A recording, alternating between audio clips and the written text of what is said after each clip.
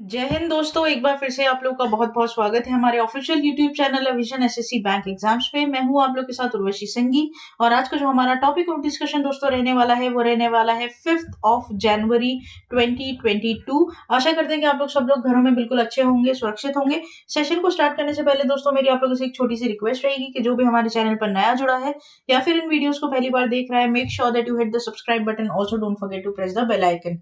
Also share this video with your friends as well. सिर्फ इतना ही नहीं दोस्तों, अगर आप लोग चाहते हैं कि सेशंस की पीडीएफ आप लोग को मिल जाए तो डिस्क्रिप्शन में जाकर लिंक की हेल्प से सेशन की पीडीएफ को भी आप लोग अवेल कर सकते हो। और साथ ही साथ आप लोग हमारा ऑफिशियल टेलीग्राम चैनल अविजन इंस्टीट्यूट के ग्रुप को भी जरूर ज्वाइन कीजिए। इसके लिए आपको क्या करना होगा, एक छोटी सी चीज, प्ले स्टोर पर जाकर टेलीग्राम ऐप को आपको इंस्टॉल करना होगा। लॉग इन साइन अप करने के बाद वहां पे सर्च कीजिएगा अविजन इंस्टीट्यूट। कुछ इस प्रकार का लोगो आपको दिखाई देगा, उस ग्रुप को आपको तुरंत क्या कर लेना है दोस्तों, ज्वाइन कर लेना है। जैसे ही आप लोग उसे ज्वाइन कर लेंगे तो आपको रोज लिंक और उसकी पीडीएफ जो भी हमारे ऑफिशियल चैनल पर हम अपलोड करते हैं उसकी लिंक और पीडीएफ आपको मिल जाएगी। और साथ ही साथ रेस्पेक्टिव फैकल्टीज अपने अपने क्वेश्चंस अपडेटेड फॉर्म में वहां पर डालते रहते हैं, जिसको एमसीक्यू क्विज में आप लोग क्या कर सकते हैं, आंसर कर सकते हैं। तो इससे आपकी जो प्रिपरेशन रहेगी वो on and all updated form में चलती रहेगी। और साथ ही साथ दोस्तों आप लोग विजिट कर सकते हैं हमारी official website that is avision.co.in, जहां पर आपको लाइव क्लासेस, टेस्ट सीरीज और ऑनलाइन कोर्सेज के बारे में सारी डिटेल चर्चा मिल जाएगी। फर्दर जानकारी के लिए आप इस नंबर पर व्हाट्सएप कर सकते हैं और साथ ही साथ कॉल करके भी अपनी क्वेरी को सॉल्व कर सकते हैं। तो चलिए फिर बिना किसी देरी के स्टार्ट करते हैं आज के हमारे सेशन का पहला question.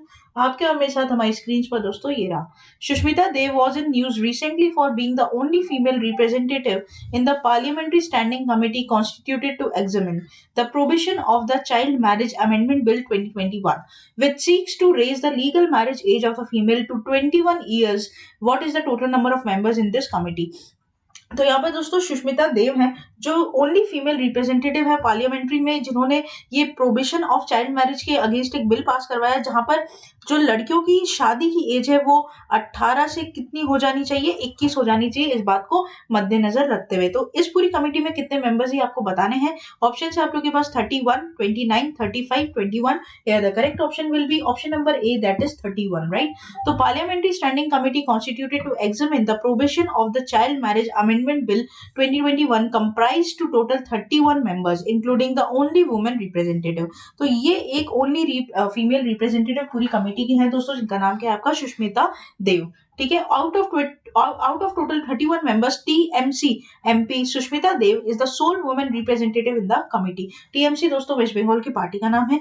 The bill seeks to raise the legal age of marriage of the women in India to 18 to 21 to bring it at par with the men, right। तो ये बात आप लोग ध्यान रखना। अब ये दोस्तों जो आपके 7 पर्सनल लॉज होते हैं, जैसे इंडियन क्रिश्चियन मैरिज एक्ट हो गया, पारसी मैरिज हो गया, डाइवोर्स एक्ट हो गया, शरीयत का जो आपका मुस्लिम पर्सनल लॉ होता है, स्पेशल मैरिज एक्ट जो होता है, हिंदू मैरिज एक्ट जो होता है, फॉरेन मैरिज एक्ट जो होता है, इन सबको लेकर यहाँ पर ये प्रोविशन के हिसाब से अमेंड किया जाएगा। ठीक है, तो ये बात आप लोग ध्यान रखना कि 18 से उसकी उम्र जो है, जो फीमेल्स की उम्र है वो कितनी अब यहाँ पर बात की गई है, 21 साल की गई है। नेक्स्ट चलते हैं, नेक्स्ट बात करते हैं क्वेश्चन नंबर 2 के ऊपर।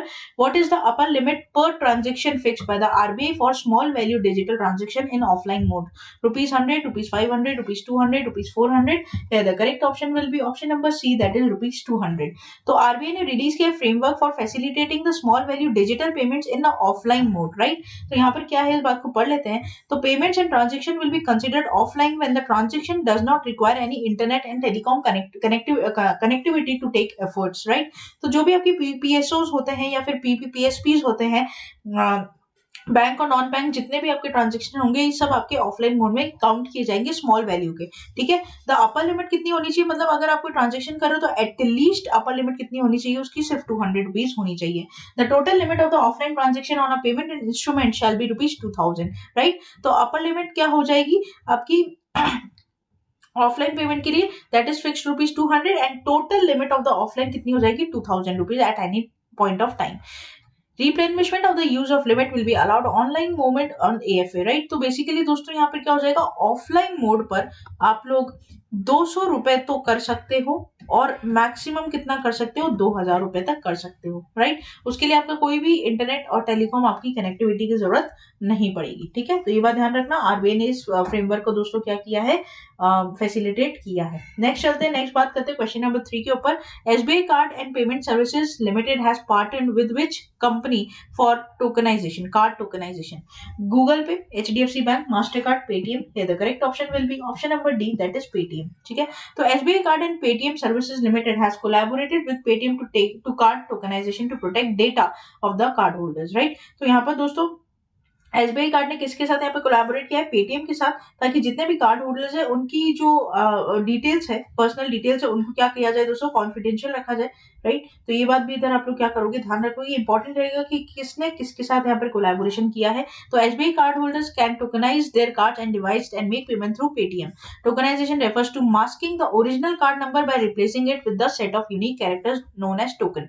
अब जैसे मान लीजिए कि मेरा अगर कार्ड नंबर मान लीजिए 1 2 3 4 5 6 7 ऐसे लेकर 14 है, ठीक है, ऐसे कर 14 तक है, तो इसको मैंने कुछ भी नंबर दे दिया, ठीक है, जैसे मान लीजिए 7 6 5 जो भी 8 1 2 3 कुछ भी, तो ये मेरा क्या हो जाएगा दोस्तों, ये टोकन हो जाएगा।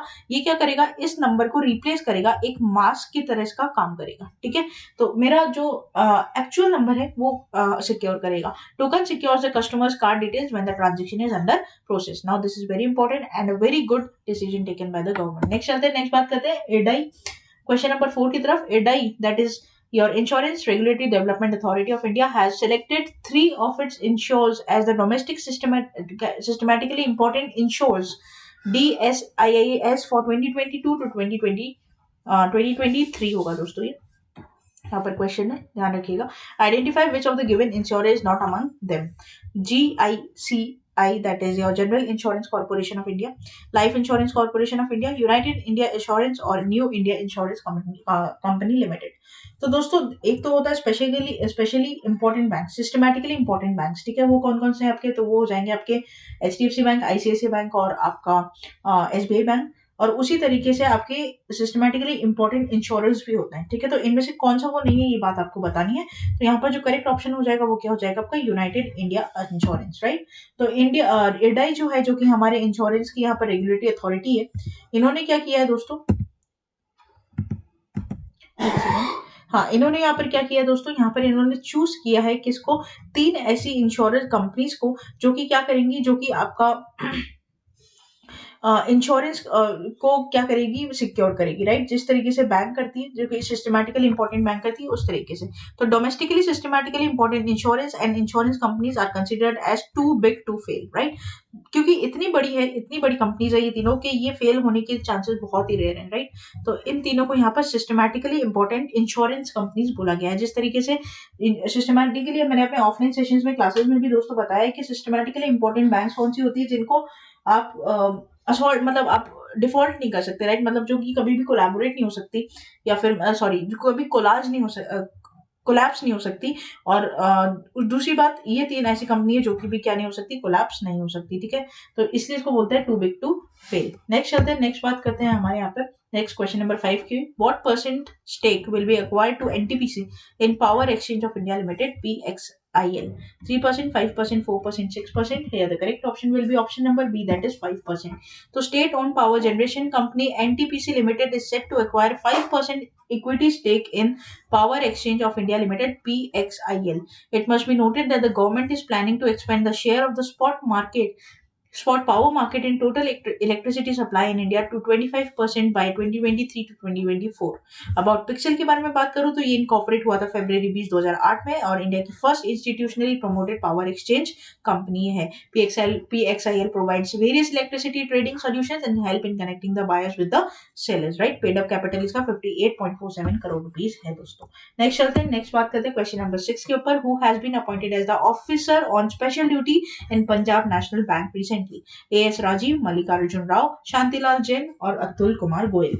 Here the correct option will be option number D, that is Atul Kumar Goyal. Photo इनकी आप यहाँ पर देख पा रहे हैं दोस्तों। तो अतुल कुमार गोयल को चार्ज दिया गया है officer on special duty in Punjab National bank, ठीक है। Before taking over it as the MD and CEO of bank in February 2022, Atul Goyal will replace Mallikarjun Rao, ठीक है। ये इंपॉर्टेंट पॉइंट आप लोग के लिए रहेगा। इन्होंने रिप्लेस किसको किया है, तो मल्लिकार्जुन राव को किया, जो कि MD CEO रह चुके हैं PNB बैंक के।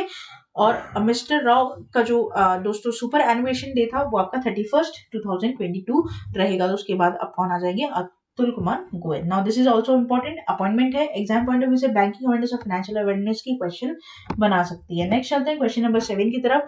Who has been appointed as a new chairman and chief executive officer of railway board? Sanjeev Mittal, Vinay Kumar Tripathi, Naresh Salecha और Ravindra Gupta. Here the correct option will be option number B, that is your विनय कुमार त्रिपाठी। ठीक है, तो ये बात आप लोग इधर क्या करेंगे, ध्यान रखेंगे। तो ये एक आप लोग के लिए इंपॉर्टेंट पॉइंट यहाँ पर रहेगा कि विनय कुमार गुप्ता को दोस्तों क्या बनाया गया है, विनय कुमार गुप्ता को यहाँ पर आप लोग का न्यू चेयरमैन बनाया गया है, सीईओ बनाया गया है रेलवे बोर्ड का। ठीक है, the appointment committee of the cabinet has approve the appointment of Vinay Kumar Tripathi as the chairman and chief executive officer of railway board, ministries of railway. Currently Tripathi serves as the general manager of the northern eastern railway. He will replace Sunit Sharma. ठीक है, किसको replace करेंगे, सुनीत शर्मा को, जो कि 1982 के IRSME officer रह चुके हैं। ठीक है, तो ये भी ध्यान रखोगे, रिप्लेस किसको कर रहे हैं इनका नाम ध्यान रखोगे, और कौन रिप्लेस कर रहा है, जैसे यहाँ पर विनय कुमार त्रिपाठी रिप्लेस कर रहे हैं किसको, सुनीत शर्मा को, ये बात आप ध्यान रखोगे। ठीक है, नेक्स्ट चलते हैं, नेक्स्ट बात करते हैं क्वेश्चन नंबर 8 की तरफ। Name the winner of the Red Ink award for the journalist of the year 2020। Danish Siddiqui, Rohit Sardana, Arfa Khanum Sherwani और Rana Ayyub. Here the correct option will be option number A, that is Danish Siddiqui. Photo देख पा रहे हो दोस्तों यहाँ पर आप, photo journalist Danish Siddiqui, who was killed in July 2021 during the clash while reporting between Afghan troops and Taliban in Afghanistan, has been honored with the prestigious Red Ink Award for Journalist of the Year 2020 honorably. Right, the award has received with the wife, उनकी wife के द्वारा ये award दोस्तों क्या हुआ था, receive किया गया था। The 10th edition of the award presented by the chief justice of India NV Raman. तो यहाँ पर दोस्तों जो अवार्ड दिया गया किसके द्वारा, एनवी रमन के द्वारा दिया गया। The life time achievement award was given at the 83 years old senior journalist Prem Shankar Jha for his long and distinguished career and inclusive and analytical writing.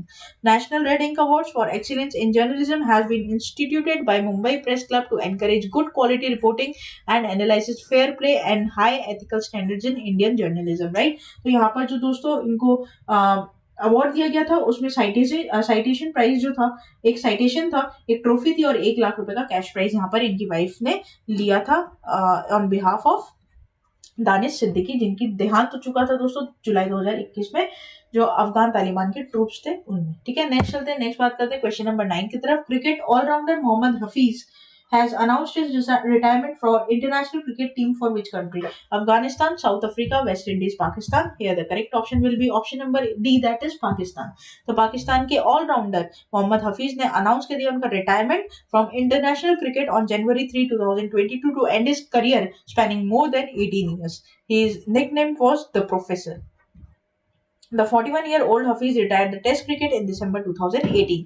He played 55 Tests, 218 ODIs, 119 T20s, and Pakistan scoring 12,780 runs across all the formats. Right, इनकी photo आप यहाँ पर देख पा रहे हैं। Next चलते हैं दोस्तों, आज के सेशन का लास्ट क्वेश्चन रहेगा आपके और मेरे साथ। Which day is commemorated as World's Braille Day annually around the world? January 3, January 4, January 2, January 1. Here the correct option will be option number B, that is January 4. तो यहाँ पर world Braille day दोस्तों कब मनाया जाता है, basically होता क्या है, जो दोस्तों ब्लाइंड होते हैं वो छू कर जो पता करते हैं, ठीक है, पढ़ते हैं या फिर पता करते हैं, उनको बोलता है ब्रेल। ठीक है, तो यहाँ पर दोस्तों ब्रेल का इन्वेंशन हुआ था on the birth anniversary of Louis Braille. The day aims to recognize the right to access the Braille by blind people and raise awareness of importance of Braille as means of communication to full realization of the human rights for the blind and partially sighted people also. The day was proclaimed by the United Nations General Assembly in November 2018. The first Braille Day was celebrated in 2019 on January 4. Right? तो ये बात भी आप लोग इधर क्या करोगे, ध्यान रखोगे। एक डे का और उसके थीम का दोस्तों एक अलग से चार्ट बना लीजिए। अगर आपकी इसकी फुल डिटेल चाहिए तो आप लोग हमारा टेलीग्राम ऐप भी जरूर ज्वाइन कीजिए। वहां पर आपको हर महीने लिस्ट मिलती रहेगी हर एक इंपॉर्टेंट स्टैटिक अवेयरनेस के सब्जेक्ट टॉपिक के ऊपर। ठीक है, कोई भी दिक्कत आती है प्लीज कमेंट सेक्शन में जरूर लिखकर बताइए, फिर टेलीग्राम पर अपने क्वेश्चंस को आप लोग पोस्ट कर सकते हैं और आप लोग हमारे ऑफिशियल वेबसाइट पर जाकर भी अपने क्वेश्चंस को बता सकते हैं। ऑफिशियल ईमेल आईडी पर भी अपने क्वेश्चंस को आप लोग मेल कर सकते हैं। ठीक है, तो ये था दोस्तों हमारा पूरा टॉप 10 करंट अफेयर्स का सेशन। आशा करते हैं कि सेशन आप लोग को अच्छा लगा होगा। अच्छा लगा तो लाइक करना मत भूलिएगा, चैनल को तुरंत ही सब्सक्राइब कर लीजिए और साथ ही साथ बेल आइकन को जरूर प्रेस कर दीजिएगा ताकि जब भी मैं कोई नई वीडियो डालूं दोस्तों सबसे पहले उसका नोटिफिकेशन आप लोग की स्क्रीन पर आ जाए। तब तक के लिए बने रहिए हमारे साथ। Thank you so much and have a nice day.